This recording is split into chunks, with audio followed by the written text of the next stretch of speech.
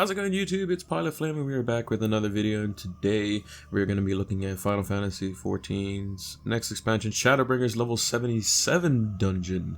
It is called the Malikah'S Well. This is in, I can't remember the name of the zone. I want to say it's Kalusha or Amarang. It's one of the desert ones. It's basically when you're doing the railroad quests in the storyline. So we're level 77 here. It looks like we got some decent AoE, but we have an Astro, which makes me a bit worried for big pulls, but we'll see how it goes. Just because Astro has the least amount of throughput in terms of healing. So we'll just give it a pull here. See where we're going. This pull's not too bad. It's just 2 packs. So we'll just pop our smaller stuff first, and we can actually use arm's length on these packs as well. I keep forgetting to use it. It does slow them, their attack speed, which is good. So we will use Sentinel here. Yeah, so that guy does a line AoE, which is kind of annoying. So you have to kind of dip and dodge out of the way.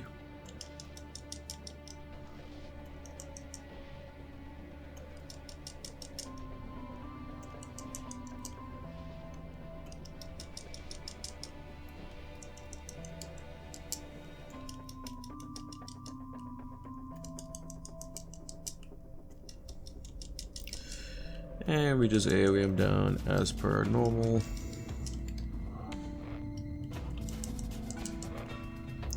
I have all the level 75 gear, including the weapon and shield, as you can see here, which drops its 412 gear, so a 6 item level increase from the previous dungeon.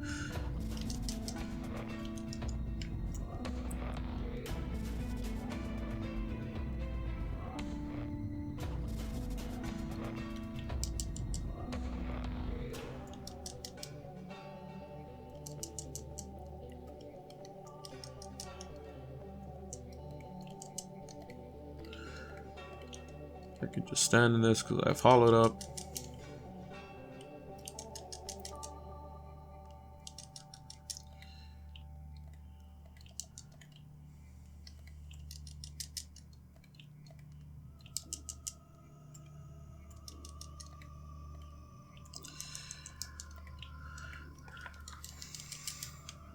Alright. Yeah, it pulls a lot easier with hollowed up because then it actually allows for the Astro to do some AoE. Whereas obviously having a white mage and an Astro, a white mage and a paladin, you can just use holy first, then you can hollow, and then the pool's basically dead by then. So it's pretty strong. So pretty straightforward 2 pulls there. I apologize, Mr. Astro or Mrs. Astro. Let's see, are they a male or a female? Looks like a female. Can't really tell, unfortunately. But I apologize. I underestimated the power of Astrologian. I will never disrespect it again. So the first boss here is the Greater Armadillo. This boss is gonna be pretty annoying for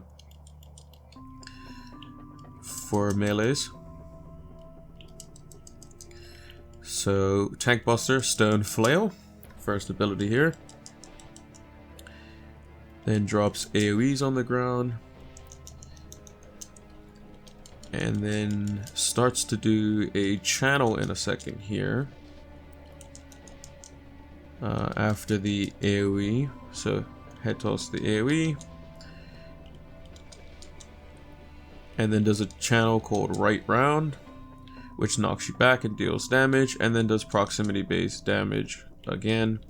So you can see what I mean by making it super annoying for melees, because you have to back up, then back up again. So even for casters can be it's a decent bit of movement as well. So, and then he spawns 2 ads.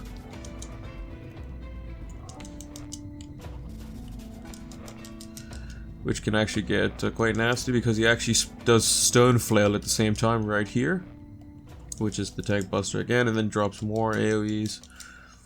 So that can be a bit difficult for newer players to manage, both healing and tanking wise, but nonetheless just AoE them down. As normal, if you have like a Black Mage or a Samurai or a Dancer or something that does a decent bit of AoE, then it shouldn't be a problem. They don't have much health, it's just the combination of taking those at the same time can be a bit you know, a bit overwhelming for newer players.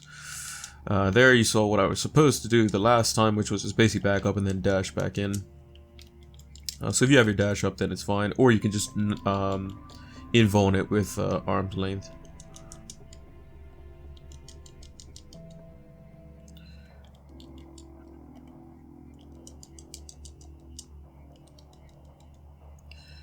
Just AoE this down a bit there.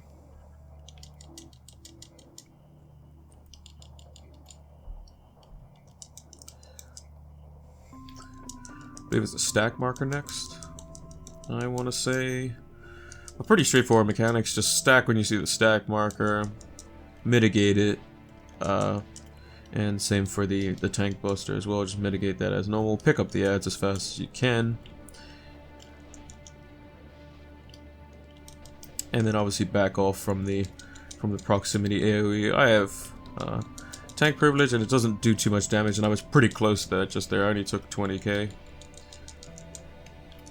So not too bad, but yeah. So that's the first boss there, and deeper into the Jade Pass we go. Let's see what else is in store for us.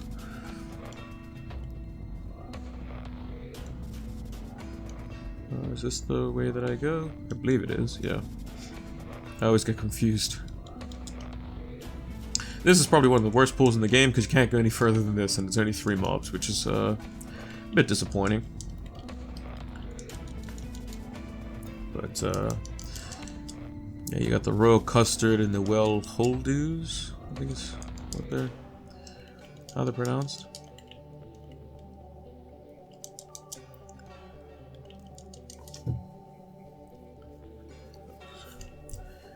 I had to scratch my eye there for a bit. Something was in the way. So yeah, when I first did this dungeon on Warrior, when I was leveling, it was pretty straightforward. You know, I had Ness and Flash. All the dungeons from 75 onwards were pretty straightforward. It was just Dawn Meg was super difficult without Ness and Flash and without having, you know, Steel Cyclone being able to heal you, as you only have Decimate and Felcleave.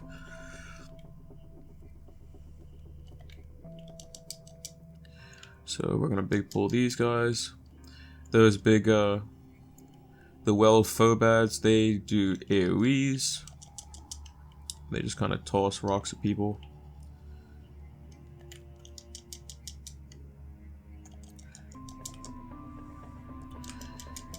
And what we'll do is we'll pull them all back this way. We'll pull them all into the star.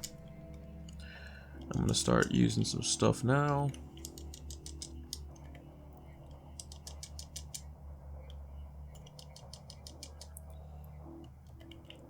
What I'll do to help out is use a Clemency just because I can. Yeah, so as you can see, a lot of AoEs being thrown out, which means less damage on me, but more movement. We'll use Sentinel now. I'm just going to use a Clemency to keep myself topped up while dodging out of that AoE. Yeah, so basically it's 2 rotations for Paladin for total Eclipse into prominence before you can get a Clemency back, more or less. So it's not a crazy amount of time, and if you really need to, you can Riot Blade spam, because Riot Blade gives you 1000 MP per hit. And let's see what the second boss is. So the second boss is Amphidious Talus, which is very similar to one of the bosses in the latest 24-man raids from the last expansion. Can't remember what he was called, but he does use a tank buster called Ffxiv. I'm gonna make sure to stand in the star here. And he does a long channel with an AoE around him. And then he does a knockback called High Pressure. So you don't want to get knocked back into those pillars, because what happens is you get dropsy and you get super slow like that.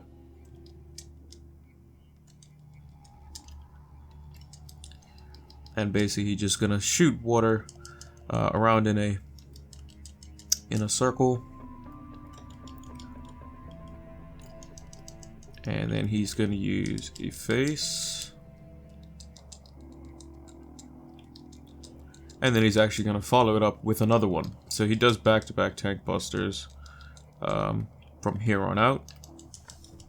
So it's basically back-to-back tank busters into high pressure, into the knockback, into the spin around after he does his AoE here.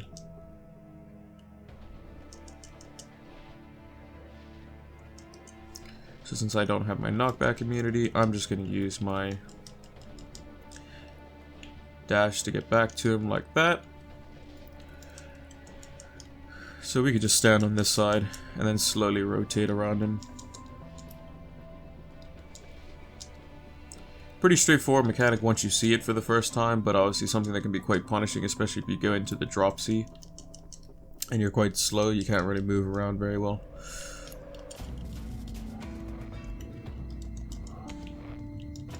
So for this also, Rampart can cover both of them, but 10-second CDs cannot. So I just pop Rampart for this one. We'll add Sheltron on top of that. Doesn't really do a crazy amount of damage. And yeah, pretty straightforward here.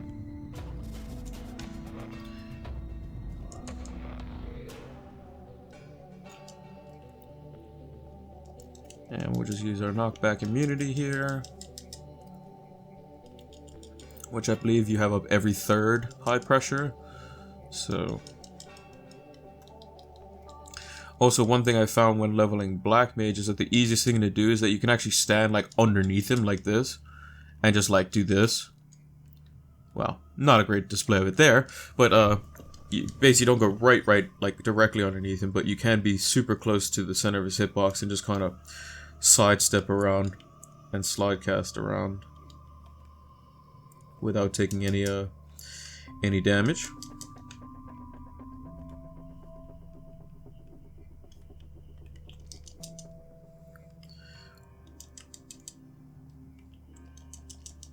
So far, pretty straightforward. This dungeon gives a lot of XP. The only problem is that some people tend to find it a little bit on the underwhelming side. There are a lot of reused mechanics. So that boss has basically been pulled straight from the 24-man and put in the dungeon. And also you'll see that the last boss, if you've done the Alexander Creator Savage raid tier, you will have known, or even the normal mode, you would have seen most of the mechanics from there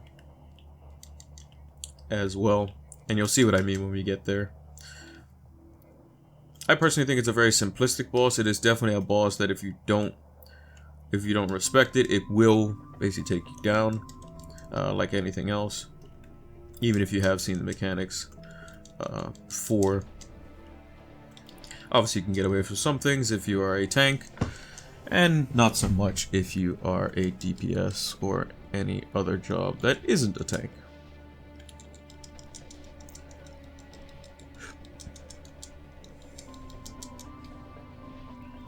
So the next pull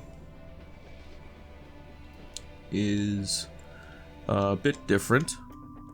So it's not your normal pull. So there's basically these piles of rubble where basically what you want to do is basically get them all aggro so that you can hit them all as soon as possible. So I'm just gonna aggro those, make sure I've hit on them, and then come back and then hit this one back here so we can kill them all. But basically they go on a charge, they charge up, and then they basically take their sweet old time turning into one of those guys there.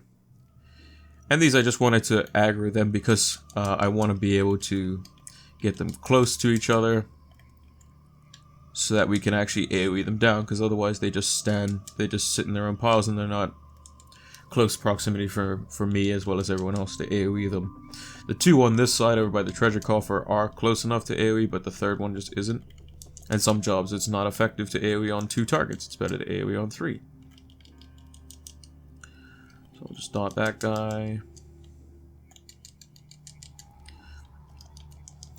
Yeah, pretty straightforward, and they cast AoE, so it's not like they do a significant amount of damage.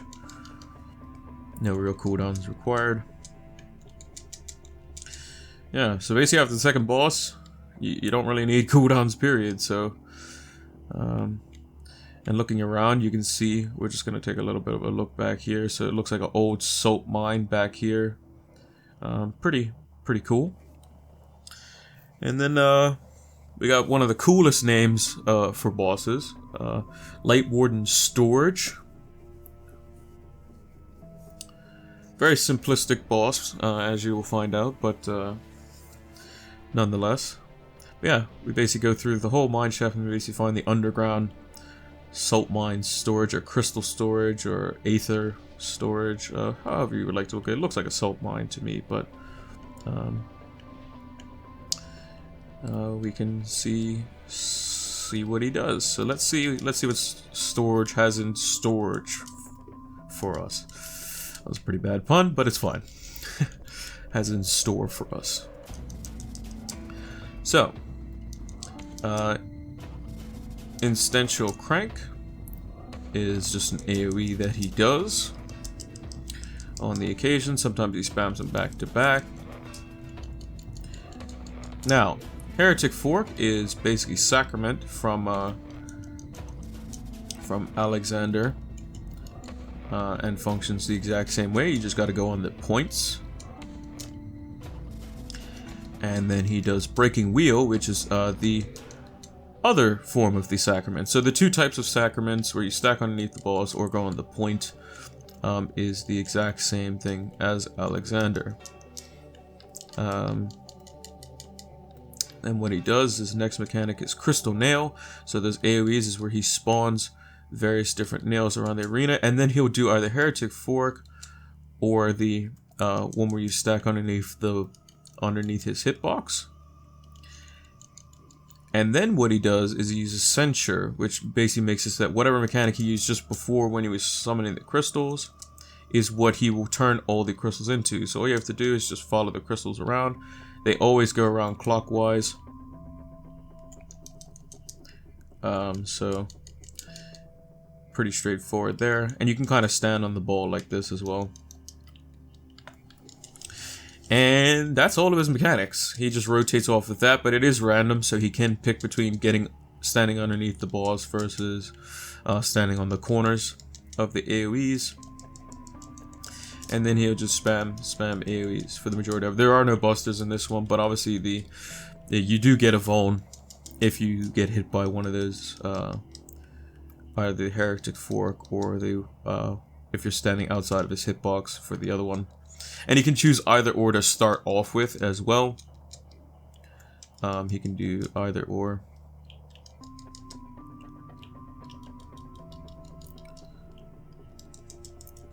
So yeah, pretty straightforward. But again, it still teaches you how to use abilities on the move as well.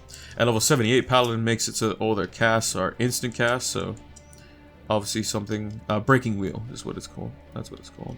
So either Breaking Wheel or Heretic's Fork he will use, and then whichever one he uses just before he does Censure is the one he's going to copy for the rest of the crystals. And it always starts with the north one, the north crystal, followed by the east crystal, followed by the south crystal,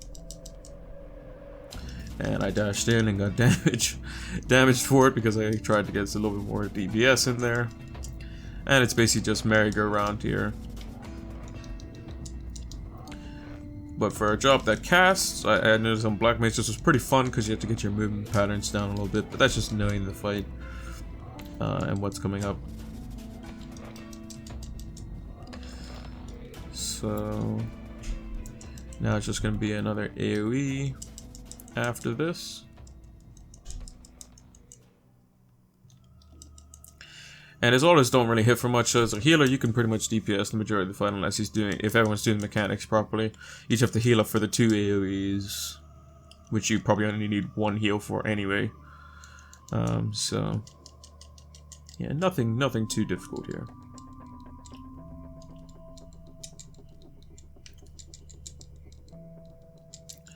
But a fun boss nonetheless, I think. I liked Alexander and I thought the mechanics were pretty cool. It's obviously a lot more interesting on a caster because you obviously have to do it based off movement and it forces you to move around the boss as the fight goes on. On a melee obviously you have uptime pretty much all the time. And that is Malikah'S well, the 77 dungeon. And unfortunately, storage has been put down. Yeah, your allies come alongside you. You get the aether forming, the light forming at the end of the cutscene here.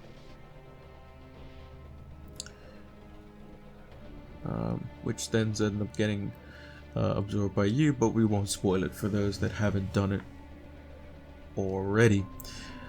So thanks for watching. Make sure to leave a like on the video, thumbs up if you liked it. Make sure to leave a comment down below, and let me know if I can do anything better, or if you want to see other types of videos. I still have the 79 dungeons still to do, which I'm going to be doing on Paladin once I hit that. But yeah, thank you for watching. It's a good night from me, and we will see you, me and my Paladin here, will see you in the 79 dungeon. Take care.